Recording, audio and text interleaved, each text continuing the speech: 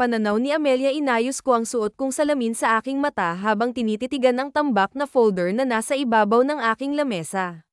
Agad kong hinilat ang aking noo nang makita ang sandamakmak na mga papeles na tila nag-aanyaya sa akin na magpanik. Sa pagkakaalala ko, natapos ko na ang mga gawain ko kahapon, kaya't nagtataka ako kung bakit marami na namang folder dito. Talaga bang trip akong mahirapan ng boss ko? Palagi na lang ganito. Hindi naman sa pagrereklamo, pero sa isang taon kong pagtatrabaho sa kumpanyang ito, palagi na lang tambak ang trabaho ko na kinakailangan ko pang mag-overtime para magawa ang lahat. Ngunit kinabukasan, ganun na naman ang madadatnan ko. Kung hindi lang malaki ang pasahod ni Sir Gavin sa akin, matagal na akong nag-resign. Minsan naiisip ko kung talagang napakahirap ng buhay ng isang sekretarya. Ang daming inaasahan sa akin, pero wala namang gaanong pagkilala sa mga sakripisyo ko. Good morning, Amelia, bati ng isang boses sa aking likuran. Agad akong napalingon at nakita si Sir Gavin na nakangisi sa akin. Ang kanyang ngiti ay tila may dalang misteryo, na nagdudulot ng halo-halong kaba at pananabik sa akin. Good morning din po, Sir Gavin, mahina kong saad at bahagyang yumuko bilang paggalang. Kahit na matagal na akong sekretarya ni Sir Gavin, natatakot pa rin ako sa kanya hanggang ngayon. Kapag nakatingin siya sa akin, pakiramdam ko ay kakainin niya ako. May kung ano-anong emosyon ang nakapaloob sa mata ni Sir Gavin na hindi ko mapangalanan, mga damdaming tila naglalaban sa kanyang kalooban. Mabuti na lang at nakakaya ko pang salubungin ang kanyang mga mata kahit papaano. I want my black coffee, Amelia, saad ni Sir Gavin na may tono ng awtoridad. Tumango-tango ako at muling inayos ang salamin na nahuhulog sa aking ilong. Opo, sir, dadalhin ko na lang po sa loob ng opisina mo. Sagot ko, na may bahid ng pangamba. Muli na namang ngumisi si Sir Gavin bago pumasok sa opisina nito. Nasa labas kasi ng opisina ni Sir Gavin ang table ko, at pumapasok lang ako sa loob kung may ipinag-uutos siya o kailangan ko siyang i-remind sa mga meetings niya. Napabuntong hininga ako bago pumasok sa loob ng pantry, nag-iisip kung paano ko maiiwasan ang mga hindi inaasahang sitwasyon. Agad akong kumuha ng isang tasa at nagtimpla ng kape. Sinigurado kong tama ang sukat ng pagkakalagay ng kape at asukal dahil baka bagahan na naman ako ng apoy ni Sir Gavin kapag hindi niya nagustuhan ang timpla ko. Sa tuwing nagkakamali ako, parang may anino ng takot na umuusad sa akin. Nang matapos magtimpla, agad ko itong inihatid sa loob ng opisina ni Sir Gavin. Nakita ko siyang nakaupo sa kanyang swivel chair, abala sa pagbabasa ng mga papeles, tila walang pakialam sa mundo. Sir, ito na po ang inyong kape, saad ko at inilapag ang tasa sa kanyang table. Agad na inangat ni Sir Gavin ang kanyang ulo nang marinig ang aking boses. Bigla na naman siyang ngumisi at sumenyas na pumunta sa kanyang tabi kaya agad ko yung ginawa. Ngunit agad nanlaki ang aking mga mata nang bigla niyang hilahin ang aking bewang at pinaupo ako sa kanyang kandanggan. Ang puso ko ay mabilis na tumitibok, at hindi ako makaimik. Hindi ko nga alam kung bakit bigla niya na lang akong hinawakan sa bewang. Masarap ba itong kape mo, Amelia? Bulong ni Sir Gavin habang ang kanyang boses ay may halong pabulong na pang-aakit. Bahagyang din ilaan niya ang aking tenga, na nagbigay sa akin ng kakaibang kilig. Unti-unti na ring tumaas ang kanyang kamay mula sa aking bewang hanggang sa napunta sa ibaba ng aking dibdib, habang ang isa niyang kamay ay nakalagay sa aking mga binti at bumubuo ng maliliit na bilog. Ramdam ko ang kanyang hininga na tumatama sa aking batok, na siyang nagbibigay sa akin ng kakaibang sensasyon, isang halo ng takot at pananabik na hindi ko kayang ipaliwanag. Sir, nauutal kong wika, ang boses ko ay tila naguguluhan at puno ng kaba. Come on, baby, answer my question, bulong niya pa, na para bang may lihim na pang-akit sa kanyang tinig. Opo, sinigurado ko po na tama ang timpla ko, sagot ko, habang hinawakan ko ang kanyang kamay na nasa ilalim ng aking dibdib. Pinilit kong tanggalin ito, ngunit hinawakan niya lang ang aking kamay, na nagdulot sa akin ng labis na pag-aalala. Sir, ang kamay niyo po, sabi ko, na may halong pagdududa. What's wrong with my hands? Inosente niyang tanong, na tila hindi siya aware sa sitwasyon. Halos mapatili ako nang walang kahirap-hirap niya akong binuhat at pinaharap sa kanya. Mabilis kong napagmasdan ang nakangisi niyang mukha, at sa mga sandaling iyon, hindi ko maikaila na masyado talagang gwapo si Sir Gavin. Maraming kababaihan ang nagkakandara pa sa kanya, at isa na ako sa mga nahuhumaling. Sir, mali po itong ginagawa natin. Aalis na po ako, kaya't bitawan niyo na po ako. Mahina akong saad, pilit na umaalis sa kanyang kondongan, ngunit hawak niya ang aking bewang at ayaw akong pakawalan. No, stay still at may nabubuhay. Paus niyang wika, at bigla siyang sumubsob sa aking leeg. Napakunot ang aking noo nang may maramdaman akong matigas na bagay na nauupuan ko. Gumalaw-galaw ako upang malaman kung anong nauupuan ko, ngunit bigla namang umungol si Sir Gavin. Baby, stop that. Mas lalo mo siyang pinasasabik. Sir, huwag mo siyang galitin, pag-alit kong saad sa kanya, na tila naguguluhan sa mga nangyayari. Po, wala naman akong ginagalit, sir, at pwede na po ba akong tumayo? Feeling ko po kasi may nauupuan akong hayop. Gumagalaw po siya, sir, reklamo ko't muling gumalaw, na nagdudulot ng higit pang tensyon sa pagitan namin. Galit na siya sa'yo, baby. You need to pay for what you did, sabi ni Sir Gavin habang nakatitig sa akin, ang mga mata niya ay puno ng misteryo at pagnanasa. Bahagya kong itinagilid ang aking ulo, naguguluhan sa kanyang sinasabi. Pero agad nanlaki ang aking mga mata nang bigla niyang kabijin ang aking batok at hinalikan ng aking labi. Nakapikit si Sir Gavin habang dinadama ang aking labi, ngunit ako'y mulat ang mata, hindi makapaniwala na hinahalikan ako ng boss ko. Ito ang unang halik ko, at hindi ko inaakala na si Sir Gavin pa ang makakakuha. Hindi ko alam kung ilang minutong naging halikan kami, ngunit habang tumatagal, unti-unti kong nasasabayan ang kanyang mga labi. Nalulunod ako sa kanyang halik, tulad ng in-imagine ko, matamis nga ang kanyang mga labi. Damn, baby, I really want to own you, but this is not the right time, aniya habang pinupunasan ang aking labi. Doon lang pumasok sa aking isipan ang nangyari sa amin, at tila bumalik ang aking ulirat. Agad akong napatayo, at mabuti na lang ay hindi niya nahawakan ang aking bewang, kaya malaya akong nakaalis sa kanyang kondongan.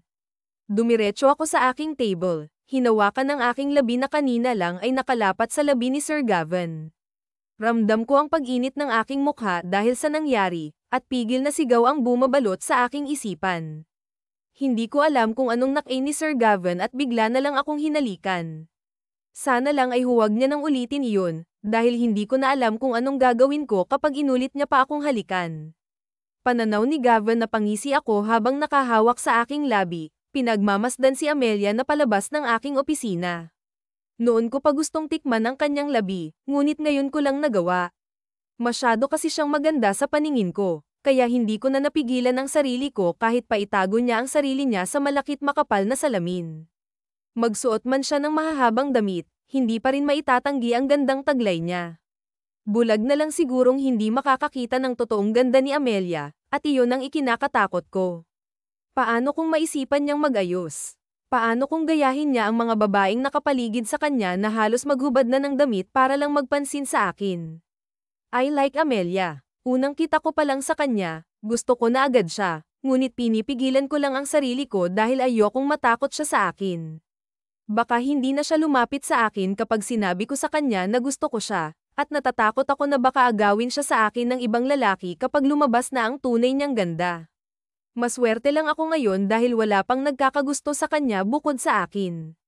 Subukan lang nilang agawin sa akin si Amelia dahil talagang makapapatay ako. Napailing na lang ako dahil sa mga iniisip ko. Hindi ko naman papayagan na makawala pa sa akin si Amelia. Kahit hindi pa ako umaamin sa kanya, itinatak ko na sa sarili ko na akin na siya, at hindi na pwedeng magbago yun. Dapat lang niyang panagutan ang ginawa niya sa akin, dahil para niya akong Gina Yuma. Sir, may meeting po kayo, tinig ng isang babae. Inangat ko ang aking mukha at nakita ko si Amelia na inaayos ang kanyang salamin. Napangisi ako at pinatay ang computer. Inayos ko rin ang suit ko at agad na hinawakan ang kanyang kamay. Sir, pwede naman po tayong maglakad nang hindi mo hinahawakan ang aking kamay. Baka po kasi makita tayo ng mga empleyado nyo at husgahan na naman ako, bulong niya. What do you mean? Tanong ko at hinarap siya. Palagi po kasi nila akong sinasabihang malandi dahil akong sekretarya at personal assistant mo. Normal lang naman po na palagi mo akong kasama dahil parte yun ng trabaho ko, ngunit masyadong makikitid ang kanilang mga utak dahil binibigyan nila ng ibang kahulugan ang trabaho ko, mahaba niyang paliwanag. Agad na uminit ang aking ulo dahil sa sinabi ni Amelia. Hindi ko inaakala na kakaiba pala ang ugali ng iba kong empleyado. Maayos naman ang trato ko sa kanila, kaya wala silang karapatan na insultuhan si Amelia. Sinong nambubuli sa'yo rito sa kumpanya ko? Tanong ko. Sir? Natatakot niyang tanong. Huwag mo nang ulitin sa akin ang tanong ko, Amelia. Narinig mo ako, kaya sumagot ka sa akin, naiinis kong sagot. Huwag na po sir, baka mas lalo lang gamulo kapag nalaman nila na nagsumbong ako sa inyo, nakayuko niyang saad. Bamantong hininga ako bago hawakan ng kanyang baba at inangat ang mukha nito. Baby, walang pwedeng manakit sa'yo kahit na sino pa yan.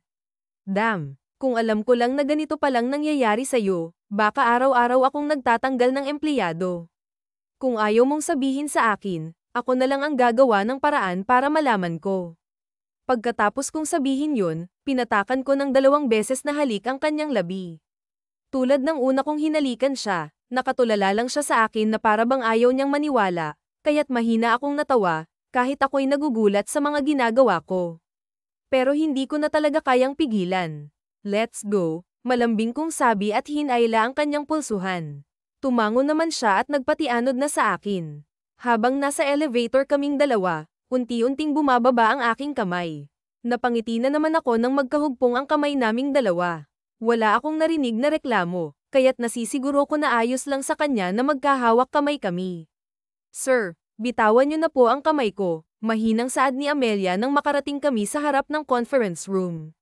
Gusto kong yumangal ngunit tinanggal ko na rin ang kamay ko, baka tuluyan na siyang mailang sa akin.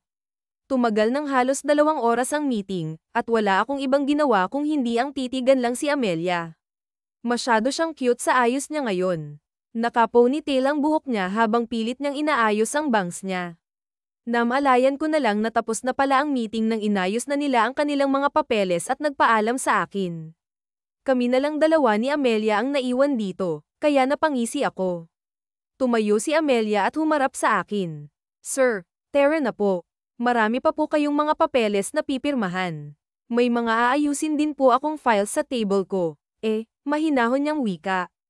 Ayoko, bulalas ko na parang bata. Po, pero kailangan na po nating bumalik sa opisina, sir. Hindi rin po kayo nakikinig kanina sa meeting. May problema po ba kayo ngayon? Tanong niya. Ikaw ang problema ko, Amelia, sagot ko at biglang hinayla ang kanyang bewang, kaya't napaupo siya sa aking kondongan. Po, papaanong naging ako, sir? Wala naman po akong ginagawa sa inyo.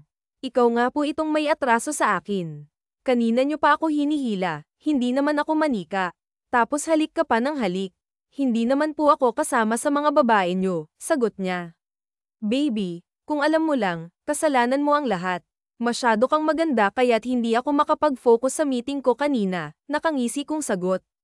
Sir, gusto nyo bang samahan ko na kayong magpatingin ng salamin? Mukhang malabo na po kasi yung mata nyo. Hindi mo ba nakikita pangit ako kahit ano yung sinasabi mo na maganda ako? Naiinis niyang tanong.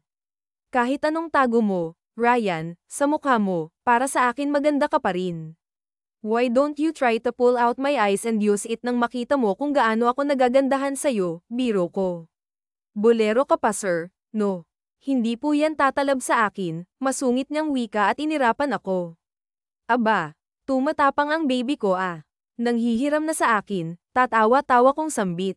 Tigilan niyo na nga po ako, sir. Hindi naman po ako sanggol, aniya at umalis ng pagkakaupo sa akin. Tara na po, puro kalandian sa akin Tambak pa ang trabaho natin. Napailing na lang ako dahil sa kanyang sinabi. May tinatago rin palang kasungitan ang baby ko, at imbes na makipagtalo, dumiretso na kaming dalawa sa opisina ko. Amelia's point of view hindi ko na talaga maintindihan ang boss ko. Simula nang halikan niya ako palagi niya na lang akong nilalandi. Mas nagiging maharat na ito sa akin at kadalasan hindi na nagagawang trabaho dahil palagi ako nitong ginugulo. Ayaw ko mang aminin ngunit naaapektuhan na ako sa ginagawa nito sa akin. Unti-unti na rin akong nahuhulog sa kanya dahil sa ginagawa niya sa akin. Sir, ano ba? Wala po ba kayong trabaho sa opisina nyo? Ginugulo mo na naman ako dito sa table ko. Hindi mo ba nakikita itong tambak na pinapagawa mo sa akin? Naiinis kong sabi dahil hindi ko na talaga matagalan ang kakulaitan niya. Baby, Ilang beses ko bang dapat sabihin sa'yo na dapat ilipat mo na ang table mo sa loob ng mismong opisina ko para naman nakikita na kita roon? Mas gaganahan akong magtrabaho kapag nakikita kita, pangulit niya. At ilang beses ko rin bang dapat sabihin sa inyo na tigilan nyo na ang kaitatawag sa akin ng baby dahil hindi naman ako sanggol. Isa pa, ayoko pong nasa loob ng opisina nyong ang table ko. Sagot ko at ipinagpatuloy ang ginagawang pag-aayos sa mga papeles. Bakit? Ayaw mo ba akong makasama? Nakangusong tanong ni Sir Gavin. Magagalit ka po ba kapag sinabi kong oo? Sagot ko. What? So talagang ayaw mo nga akong makasama? Ang gwapo ko kaya, baby, saad ni Sir Gavin. Nilalandi mo po kasi ako, sir. Sa tingin mo po ba may matatapos tayong trabaho kung lalandiin mo lang ako buong maghapon? Sarkastiko kong tanong. Meron. Pwede tayong makabuo ng baby kung gusto mo. Maloko niyang sagot kaya naman sinaman ko siya ng tingin. Joke lang. O sige na, ipagpatuloy mo na yung ginagawa mo. Marian, bukas pumunta ka sa kondo ko ah. Po, Sunday po bukas kaya't day off ko yun sir. Natataranta kong saad. Baby, ang dumi na kasi ng kondo ko kaya kailangan na ng linis, sagot niya't bigla akong iniwan. Naiinis kong binalingan ng tingin ang mga papeles na aking nasa harapan. Ginagawa na naman ako palagi na lang talagang inaabala ni Sir Gavin ang pahinga ko, at hindi ko naman siya pwedeng tanggihan dahil pati day off ko binibigyan niya ng sahod. Kinabukasan ay maaga akong nagising upang dumiretso sa condo unit ni Sir Gavin. Malapit lang naman ang kondo niya sa apartment na nirerentahan ko kaya't naglakad na lang ako. Agad akong nakapasok sa building dahil kilala na ako rito. May hawak din akong susi ng kondo ni Sir Gavin kaya't hindi ko na kailangan pang kumatok. Nang makarating sa loob ng kondo ay nagsalang muna ako ng sinaing dahil paniguradong hindi pa rin siya gising. Nagsimula na rin akong mag-vacuum sa harapan. Habang may hawak na baso, ngumiti sa akin si Sir Gavin at umiinom ng tubig. Ang natirang tubig sa baso ay isinaboy nito sa sarili. Sir, nauutal kong wika. Why? What's wrong? Inosente nitong tanong sa akin. Magbihis ka nga po, sir.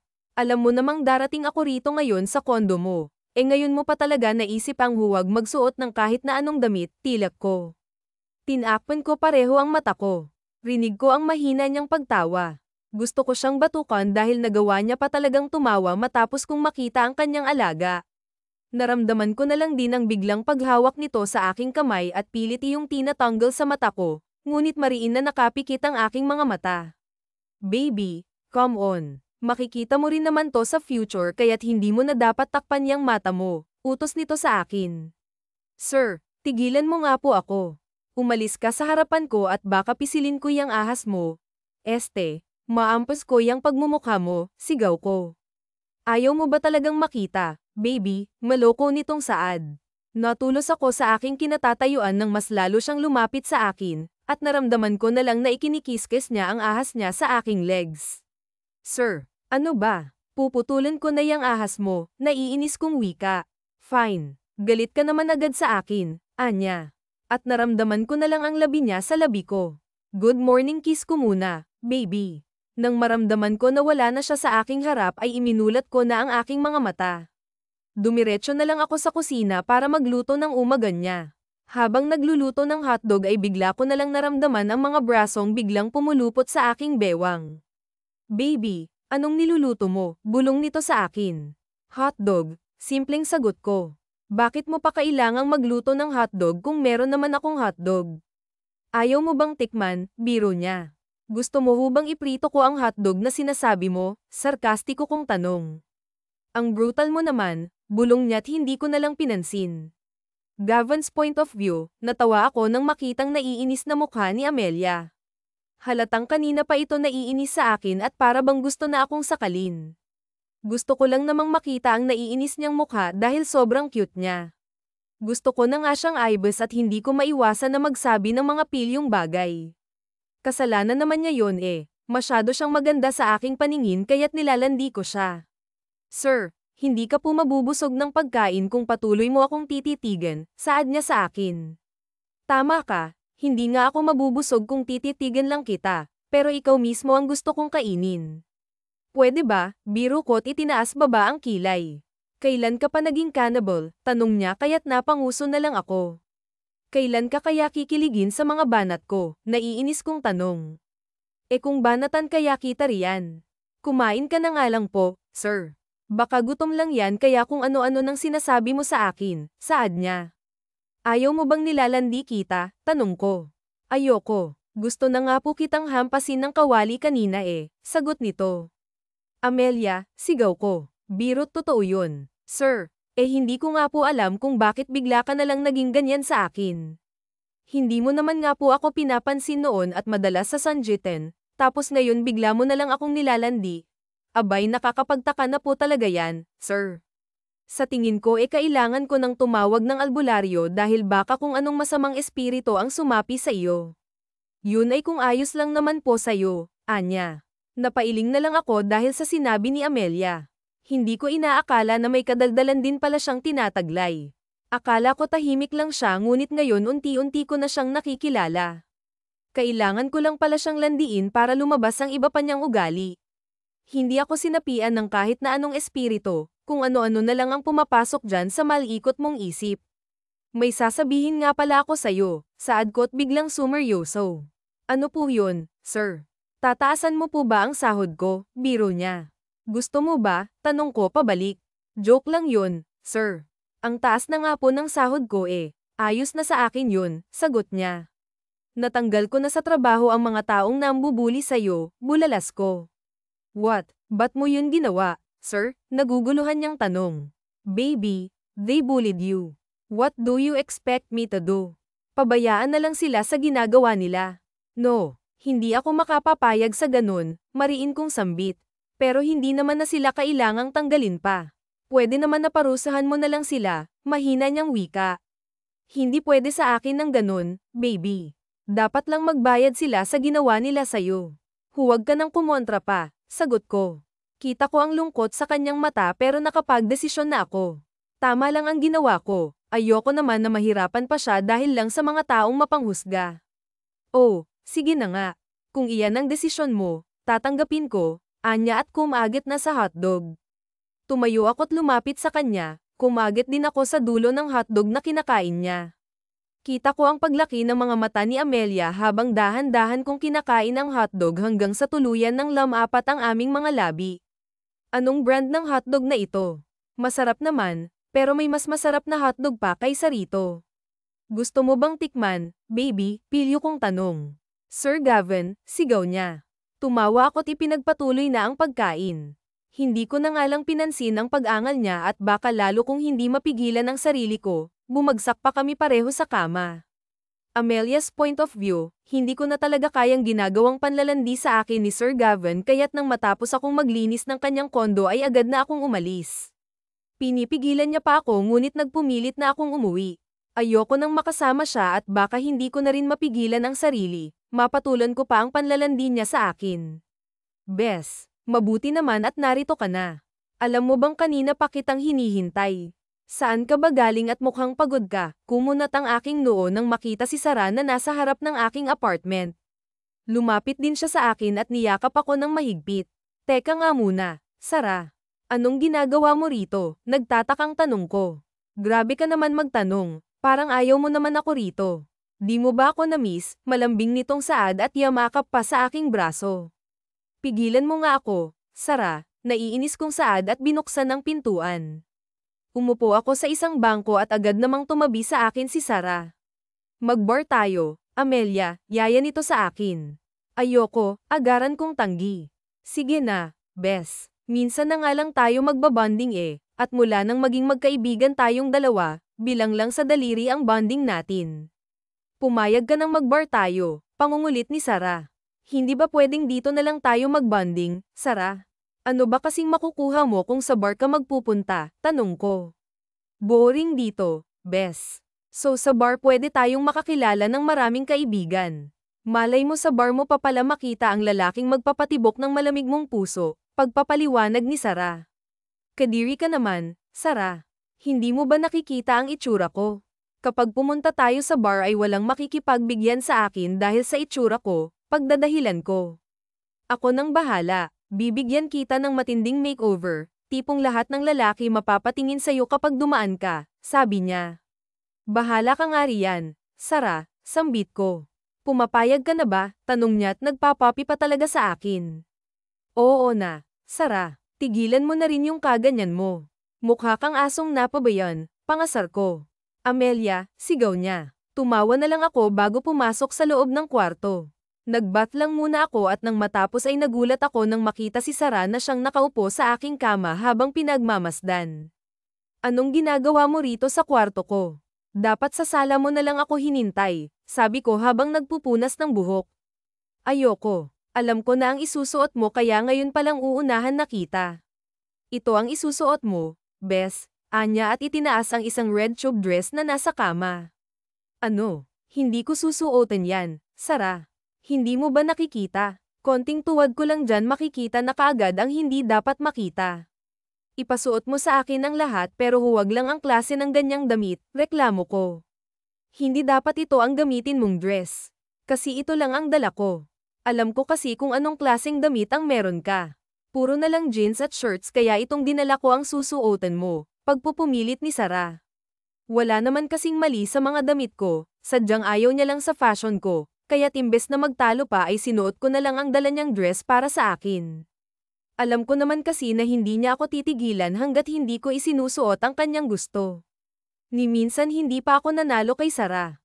Oh my gosh, sobra namang sexy mo, Bes. Ba't ganyan ka? Nakakainis man aminin, pero mas sexy ka talaga kaysa sa akin.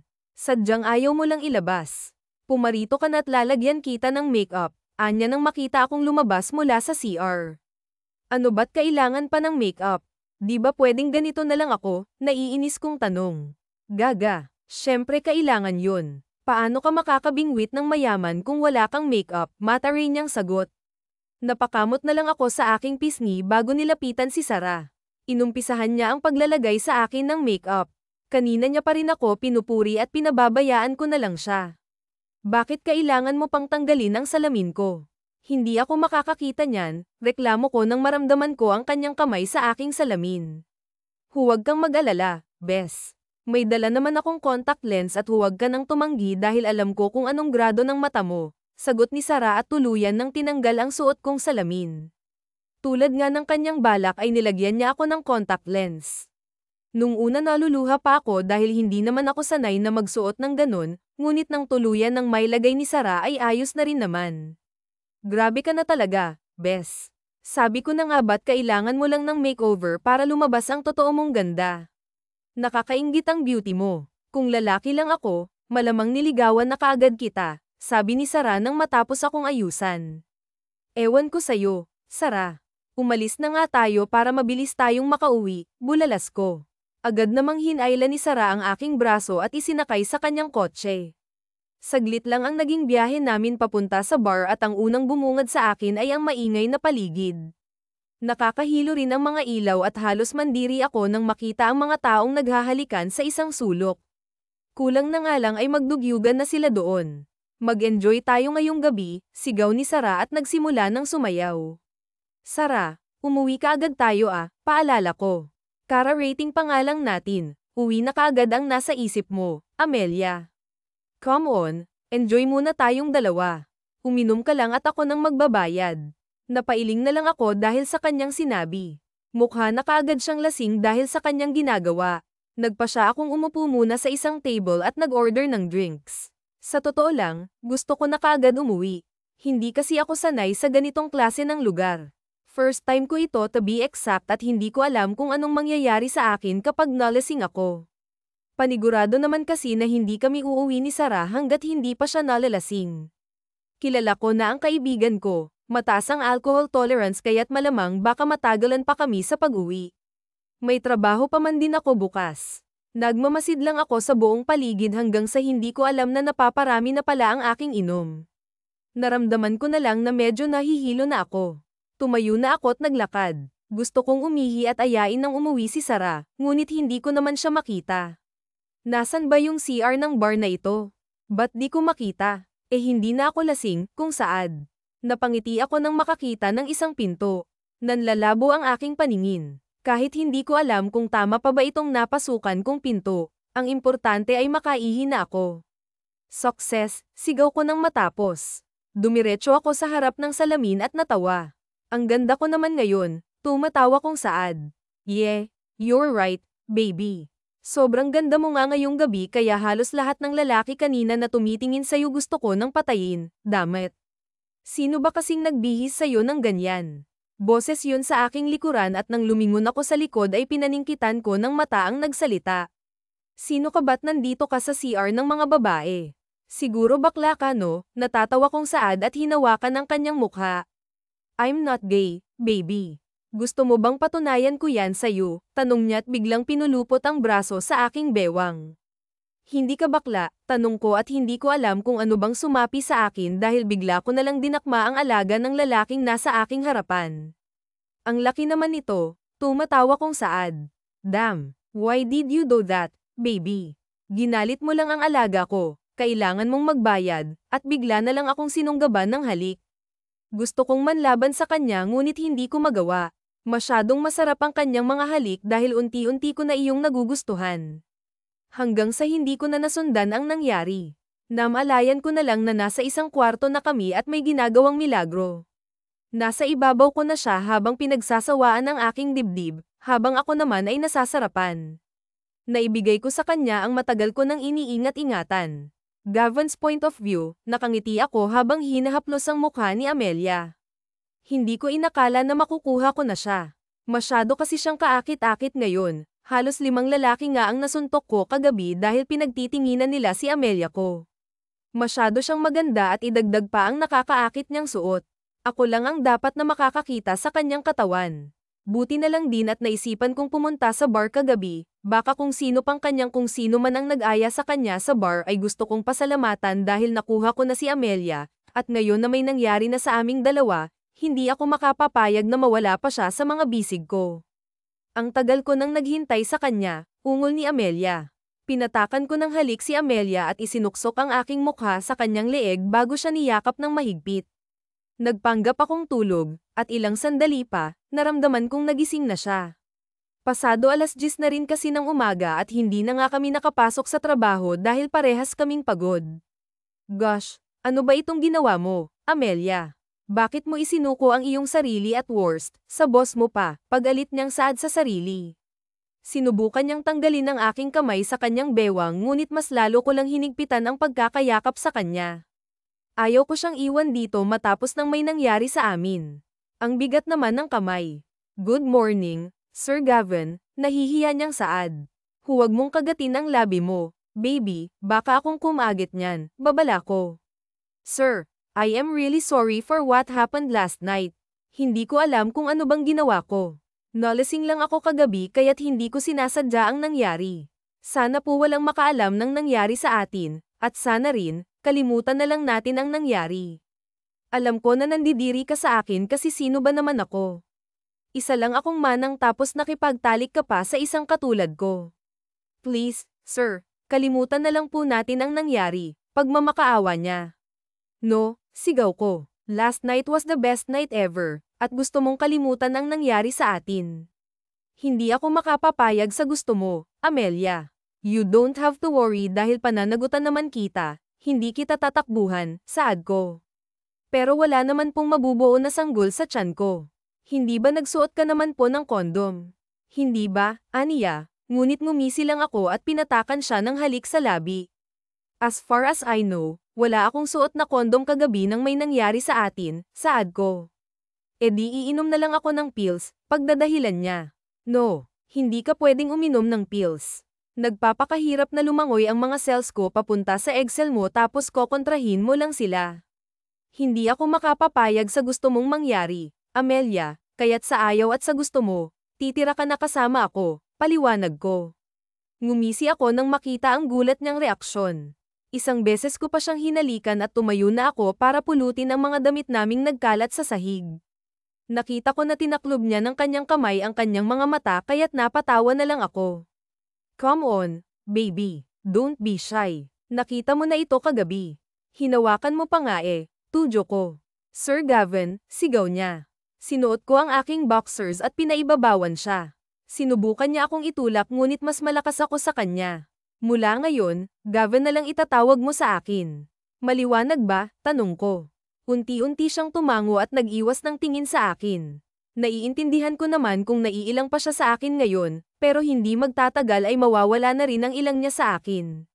Magiging mag-asawa na rin kami sa hinaharap kaya't masasanay na rin siya sa akin. What do you want for breakfast? Tanong ko.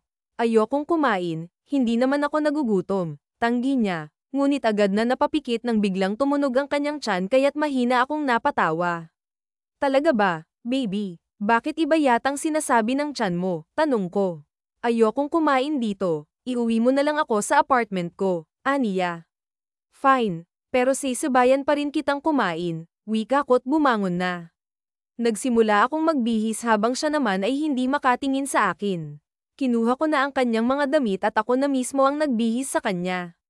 Nahihiya pa nga siya, ngunit wala siyang nagawa nang magsimula na akong isuot sa kanya. Nang matapos kaming magbihis ay agad kaming dumiretso sa kanyang apartment.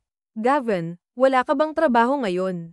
Baka kailangan ka na sa kumpanya. Susunod na lang ako sa iyo roon pagkatapos kong kumain at magayos, aniya. Baby, ayaw mo ba akong makasama? Pansin ko na kanina mo pa ako iniiwasan. Halos ayaw mo nga akong sabayan na maglakad kanina. Inis kong saad. Hindi naman sa ganun, mali po kasi ito. Boss kita't empleyado mo lang ako, pagdadahilan niya. That's it. I am your boss kaya lahat ng gusto ko dapat mong sundin. Naiintindihan mo ba? Seryoso kong tanong. Ayokong maging mahigpit sa kanya pero kung lalayo siya sa akin ay talagang gagamit ako ng dahas. O sige na nga, masyado kang mapilit. Pumasok ka na bago pa may makakilala sa'yo sa labas. Masyado pa namang maisyo yung mga kapitbahay ko, aniya kaya't napangiti na lang ako. Hindi muna tayo papasok sa trabaho ngayon dahil ililipat natin ang mga gamit mo sa kondo ko. Sinisimulan ko pa lang ang pagpapatayo ng bahay kaya sa kondo muna tayo titira. Wika ko habang nakaupo sa bangko habang siya naman ay nagluluto ng aming agahan. Amelia's point of view. Saglit akong natigilan dahil sa sinabi ni Gavin, ngunit pagkaraan ay tumango na lang din. Wala naman kasi akong laban pagdating sa kanya. Tulad nga ng sinabi niya, ay boss ko siya kaya dapat lang nasundin ko siya. Hanggang ngayon ay hindi pa rin ako makapaniwala sa nangyari. Kung hindi lang kasi ako nalasing kagabi, baka hindi ganito ang kalagayan ko ngayon. Kung sakasakaling may mabuo ay ayoko rin naman na hindi buo ang pamilya na kalalakihan ng magiging anak ko.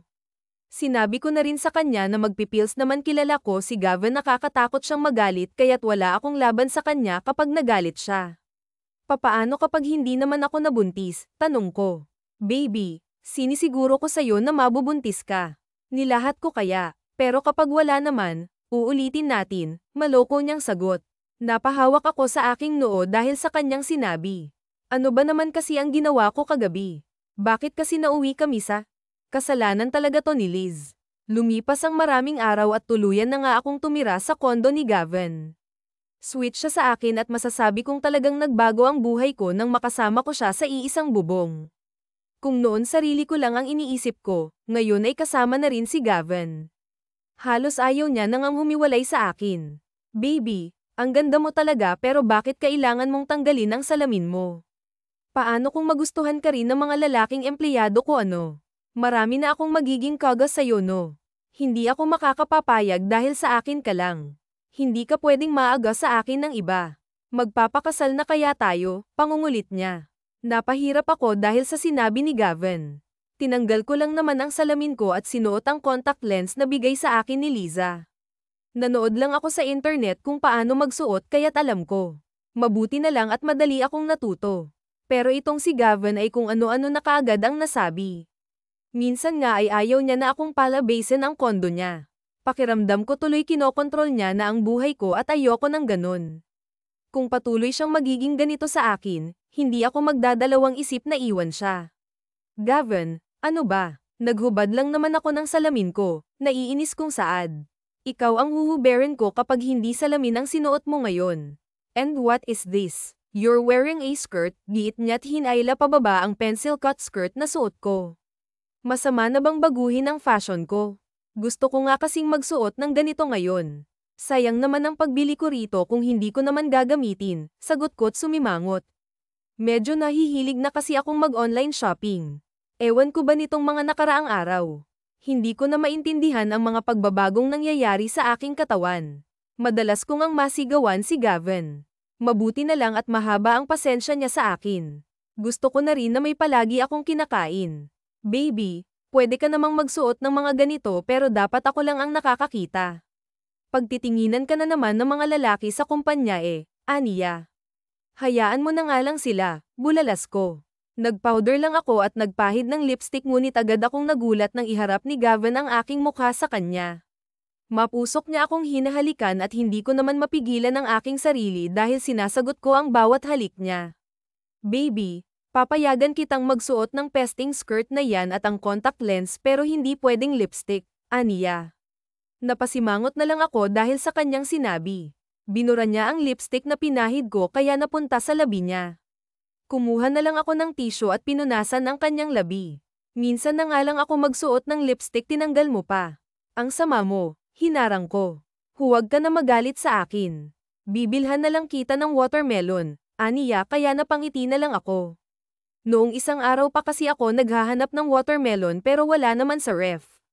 Nang prutas na yun, nahihiya akong magsabi kay Gavin dahil baka isipin niya na kung ano-ano na lang ang hinihingi ko. Paano mo nalaman na gusto ko ng watermelon? Tanong ko. Kagabi habang tulog ka, bukang bibig mo ang watermelon baby. Kung may gusto kang kainin, sabihin mo lang sa akin, ibibigay ko naman kaagad sa'yo, saad niya. Talaga, ibibili mo ako, excited kong tanong. Of course, masaya niyang sagot. Gavin, gusto ko ng pinya pero walang matatapos sopas na luto ng mga taga-kabilang unit, sagot ko. What? Pinya na walang mata at sopas na luto ng kabilang unit. Are you insane, baby? Nahihiwagaan niyang tanong. Hindi ko alam ngunit kusang tumulo ang mga luha ko. Halata kasi na ayaw niya akong pagbigyan kaya ganyan ang sinasabi niya sa akin. Bakit ayaw mo ba? Akala ko ba sabihin ko lang sa lahat ng gusto kong kainin? Bakit ngayon ganyan ang mukha mo? Siguro ay hindi mo ako susundin ano? I hate you, Gavin, sigaw ko. Oh hell. Come on, baby calm down. Ibibigay ko sa'yo, but for now, kailangan na muna nating pumunta sa kumpanya. Baka matambakan na naman tayo ng trabaho, aniya kaya agad akong napangiti. Yehehey, thank you so much, Gwyn, sigaw ko't hinalikan siya sa kanyang pisngi. Kita ko ang pagpula ng kanyang mukha dahil sa aking ginawa, ngunit wala akong pakialam. Masaya ako dahil makakain ko na rin ng mga pagkain na matagal ko nang inaasam-asam.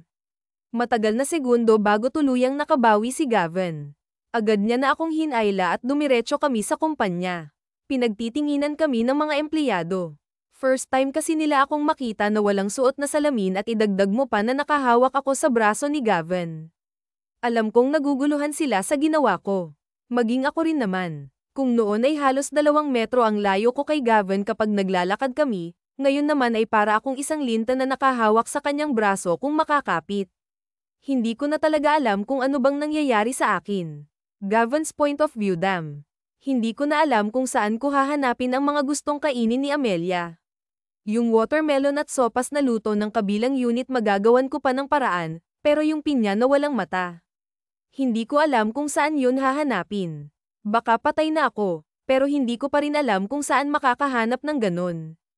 Iniwan ko muna siya sa opisina ko at naghanap ng mga pinapahanap niya. Good luck na lang talaga sa akin. Halos nalibot ko na ang buong supermarket ngunit wala pa rin akong nahahanap na pinyang walang mata.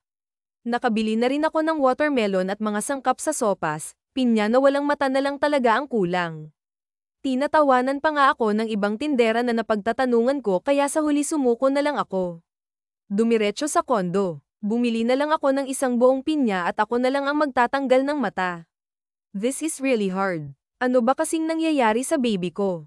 Gavin, what are you doing here? Tanong sa akin ni Mark. He's my friend at siya rin ang katabi ng kondo ko. Pare, can you cook sopas for me? Tanong ko. What? Are you kidding me, Gavin? Alam mong kaway kong kusina kaya't imposible ang hinihiling mo sa akin. Hilingin mo na ang lahat pero huwag lang ang pagluluto, aniya. Please Mark, pwede naman tayong manood sa internet para matuto tayong magluto. Pagmamakaawa ko. Ano bang nangyayari sa'yo, Gavin? Ba't kailangan na paglutuin mo ako ng sopas? Pumasok ka na nga lang, naiinis na saad ni Mark at niluwagan ang pinto. Thanks men, nakangiti kong bulalas. Agad na akong pumasok at dumiretso sa kanyang kusina. Inilabas ko ang lahat ng sangkap at nagsimulang maghiwa ng mga gulay. Kinumpleto ko na talaga ang sangkap para hindi na ako magpabalik-balik sa supermarket. Gusto ko na rin kasing kaagad bumalik kay Amelia dahil nami-miss ko na siya. Ilang oras pa lang kaming nagkakahiwalay, pero miss ko na kaagad siya. Iba na talagang tama ako sa kanya. Seriously Gavin, ano ba kasing nangyayari sa'yo't bakit bigla mo na lang akong gustong magluto ng sopas? As far as I know, may personal chef ka naman, reklamo ni Mark. Pinalayas ko na, simpleng sagot ko habang nagbabalat ng carrots. What? Bakit mo naman pinalayas? Taka niyang tanong. Siyempre nandyan na si Amelia siya nang nagluluto ng pagkain ko kahit bakit pa ako maghahir ng personal chef. Luto lang ng mahal ko okay na ako kahit siya na nga lang ang kainin ko busog na ako, banat ko. Holy cow, nagsasama na kayo ni Amelia, gulat niyang tanong at tumulong na rin sa akin. Yes medyo matagal na rin, simpleng sagot ko nagkukwentuhan kaming dalawa habang nanunood sa internet kung paano magluto ng sopas pareho kaming walang alam kaya sana lang magustuhan ni Amelia ang kinalabasan ng luto ni Mark ito kasi ang gusto ni Amelia kailangan na sipol lang ang magluto kaya't pinabayaan ko na lang siya habang ako naman nagve-video para may evidence ako mamaya kay Amelia ako rin ang nagsasabi ng mga next step sana lang magustuhan ta ng babae mo. Gavin muntik na nating masunog yung kusina ko at first time ko talagang magluto, aniya habang nagpupunas ng kamay, sana nga pagsang-ayon ko ano ba kasing trip ni Amelia at bakit kailangan na ako pang magluto ng sopa sa gusto niya natato ang tanong ni Mark. I don't know either kanina watermelon lang naman ang gusto niya tapos nagsabi ako na kung ano pang gusto niyang kainin basta magsasabi lang siya sa akin, humiling ba naman siya ng pinya na walang matatapos sopas na luto ng kabilang unit. Sagot ko. Wait, is your woman pregnant? Tanong ni Mark. Bigla akong natigilan dahil sa kanyang sinabi. Bakit nga ba hindi pumasok sa isip ko na baka buntis na si Amelia?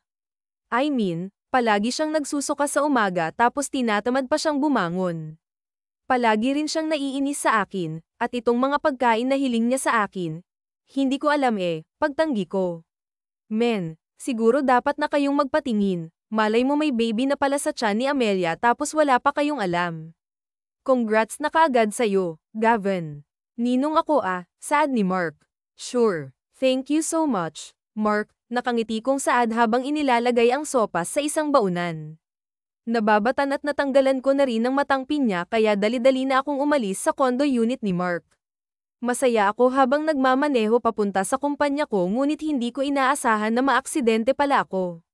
May malaking truck akong kasalubong at bigla na lang akong sinagasaan. Umikot ang aking kotse at sobrang sakit ng aking katawan. Naramdaman ko ang mga bakal at bubog na biglang bumaon sa aking katawan. Amelia, huling bulong ko bago mawalan ng malay. Amelia's point of view, ilang oras na rin nang umalis si Gavin. Pinapahanap ko siya ng mga pagkain na gusto kong bilhin at halos wala na akong magawa rito sa kumpanya. Magmula kasi nang magsama kami ni Gavin ay kakaunti na ang trabahong binibigay niya sa akin. Nasaan na kaya si Gavin? Bakit parang ang tagal naman yata niya? Nag-aalala kong tanong. Pabalik-balik na ako sa paglalakad at kinakabahan na rin ako hanggang sa bigla na lang tumunog ang aking cellphone. Number lang yun at hindi ko sana sasagutin, ngunit Mark ulit na tumatawag sa akin. Hello, mahina akong wika habang nakatapat ang cellphone sa tenga. Are you Miss Mia Santos? Tanong ng isang babae. Yes po. Bakit po? Tanong kong pabalik. Nasa ospital po ngayon si Mr. Gavin Magnes. Naaksidente po siya at kayo lang po ang number na nasa emergency call niya, sagot ng babae. Bigla na lang tumulo ang aking luha dahil sa sinabi ng babae. Ang nasa isip ko lang ay naaksidente si Gavin at kailangan niya ng tulong ko. Wala na akong sinayang na oras at dali-dali na akong bumaba. Pinagtitinginan pa nga ako ng ibang empleyado pero wala akong pakialam sa kanila.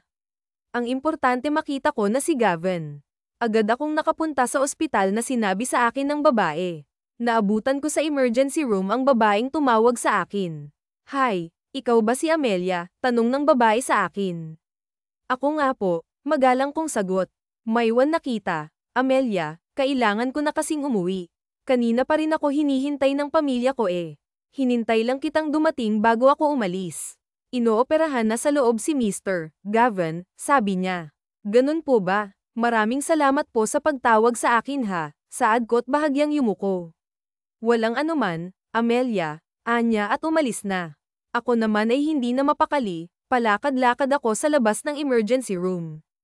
Hindi ko alam kung paano siya naaksidente pero sinisisi ko ang sarili ko ngayon. Sana hindi na lang ako nagpabili sa kanya ng mga pagkain na gusto kong kainin, di sana ayos lang siya, sana masaya siya ngayon. Pero huli na ang lahat. Ang kailangan ko na lang gawin ngayon ay magdasal na sana maging maayos ang operasyon ni Gavin. Tumagal ng 3 oras ang paghihintay ko sa labas at pagkaraan ay lumabas ang doktor. Dali-dali na akong tumayo sa bangko at lumapit sa doktor. Dok, kamusta na po si Gavin? Ayos lang po ba siya? Majay, gising na po ba siya? Sunod-sunod kong tanong. And you are, naguguluhang tanong ng doktor. Ako po si Mia Santos, girlfriend ni Gavin, pagpapakilala ko kahit wala naman kaming relasyon ni Gavin. Ganun ba? Well, the operation was successful pero hindi namin alam kung kailan majay gising si Mr. Magnus. Masyadong na-damage ng husto ang kanyang katawan at naapektuhan pa ang kanyang ulo. Maaaring magkaroon siya ng amnesia dahil sa injury ang natamo niya sa kanyang ulo. You should prepare, Miss Flores. But anyway, ililipat na namin siya sa isang kwarto. Please excuse me, sagot ng doktor at biglang umalis. Pakiramdam ko'y tinakasan ako ng lakas dahil sa sinabi ng doktor. Masaya ako nang malaman na ayos na ang kalagayan nito ngunit ang hindi ko matanggap ay baka hindi ako makilala ni Gavin. Ngayon pa na mahal ko na siya. Tama, ngayon ko lang napagtanto ang nararamdaman ko kay Gavin. Kung gugustuhin ko naman talaga, pwede na akong umalis sa tabi niya noon pa man. Pwede kong tanggihan ang mga gusto niya noon kahit nakakatakot siya, pero hindi ko ginawa kasi gusto ko rin siya at ngayon ay mahal ko na siya. Kapag nagising na siya ay talagang aamin na ako. Wala akong pakialam kung hindi niya ako naaalala, ipapaalala ko na lang sa kanya ang mga pinagsamahan namin sa nakalipas na buwan. Lumipas ang 2 buwan ngunit wala pa ring malay si Gavin pero hindi ako nawawalan ng pag-asa. Palagi akong narito sa tabi niya lalo pat may nalaman ako, buntis pala ako sa anak namin ni Gavin. Matagal niya na itong gusto kaya't paniguradong matutuwa siya kapag nagising siya. Si Mark, ang kaibigan ni Gavin na nasa kabilang unit lang, ang tumutulong sa akin sa pagpapatakbo ng kumpanya. Mabuti na nga lang at tinutulungan niya ako dahil kung hindi baka tuluyan nang bumagsak ang kumpanyang pinaghirapan ni Gavin. Gavin, gumising ka na riyan. Hindi ba sumasakit ang likod mo? 2 buwan ka nang nakahiga sa kama. Naghilom na nga ang iba mong sugat pero wala ka pa ring malay. Baka lumaki na itong tiyan ko tapos hindi ka pa rin nagigising. Namimiss na kita, Gavin. Kailan mo ba kasi imumulat yung mga mata mo? Saad ko habang nakahawak sa kamay ni Gavin. Sumaglit lang ako kanina sa kumpanya ngunit agad din akong bumalik sa hospital para bantayan si Gavin. Tumayo ako at umupo sa tabi ni Gavin. Kinuha ko ang kanyang kamay at inilagay sa aking tiyan na may konting umbok. Magiging tatay ka na. Hinihintay ka na namin ng anak mo kaya sana lang gumising ka na, pakikiusap ko. Hinalikan ko sa noo si Gavin at muling naupo. Yumuko ako at Mark ulit na nagdasal hanggang sa maramdaman ko ang paggalaw ng kamay ni Gavin. Nung una, akala ko imahinasyon ko lang ngunit nang maglaon ay muling gumalaw ang kanyang mga kamay. Inangat ko ang aking paningin at doon nakita na gising na si Gavin. Gavin, gising ka na. Salamat at gising ka na, masaya kong sigaw habang hawak ang kanyang kamay. Ngunit agad na kumunat ang aking noo nang tignan lang ako ni Gavin, biglang nagsalubong ang kanyang kilay at inagaw sa akin ang kanyang kamay na hawak ko. Gavin, naguguluhan kong tanong. Who are you? Tanong niya. Pakiramdam ko'y biglang gumuho ang aking mundo dahil sa simpleng pagtatanong ni Gavin. Mukhang ito na ang sinasabi ng doktor. Ako si Mia Santos. Hindi mo ba ako naaalala? Naiiyak kong tanong. Tatanungin ba kita kung kilala kita? At bakit ka narito? Pwede bang umalis ka na sa kwarto ko dahil hindi naman kita kilala? Naiinis niyang tanong. Sira ulo ka ba? Hindi mo ako maalala. Ako lang naman ang secretary, personal assistant mo ng 1 taon. Oh wait, there's more. Alam mo kung ano. Binuntis mo akong sira ulo ka, pagalit kong saad. I got you what? Gulat niyang tanong. Oo, bakit hindi mo rin maalala? Sa bar. Lasing ako tapos hindi ko na maalala kung anong nangyari sa akin at nagising na lang ako nakasama ka habang katabi. Kahit may nangyari sa atin, pinilit mo akong tumira kasama ka sa kondo mo dahil iniisip mo na baka may nabuo tayo. And guess what? May nabuong ang sanggol sa sinapupunan ko. At alam mo kung ano yung nakakainis.